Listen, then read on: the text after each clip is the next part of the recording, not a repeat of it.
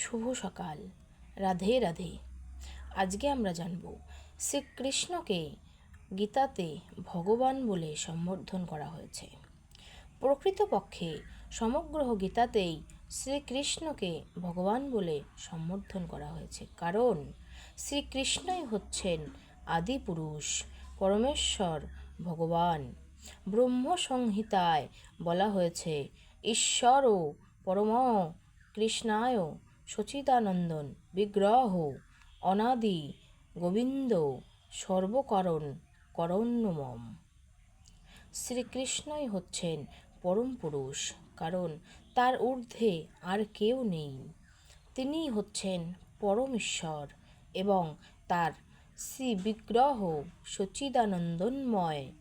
তিনিই হচ্ছেন অনাদিরাদি পুরুষ গোবিন্দ এবং তিনিই হচ্ছেন সর্বকারণের কারণ। ভগবান কথাটির অর্থ করে পরাশর মুনি বলেছেন যে সমগ্র ঐশ্বর্য, সমগ্র বীর্য, সমগ্র যশ, সমগ্র শ্রী, সমগ্র জ্ঞান এবং সমগ্র বৈরাগ্য, এই 6টি ঐশ্বর্য যার মধ্যে পূর্ণরূপে বর্তমান, সেই পরম পুরুষ হচ্ছেন ভগবান।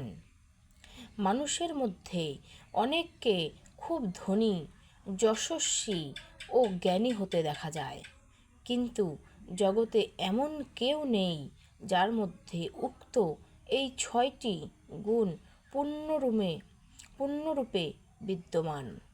এমনকি ব্রহ্মা, শিব আদি দেবতারও মধ্যে তা আংশিকভাবে রয়েছে। ভগবান শ্রীকৃষ্ণ হচ্ছেন পূর্ণ সরেশ্বর সম্পূর্ণ, তাই তার সমকক্ষ কেউ নেই, তার চেয়ে শ্রেষ্ঠও কেউ নেই। তিনি সব কিছুর উৎস, তার সমাজকক্ষ কেউ নেই।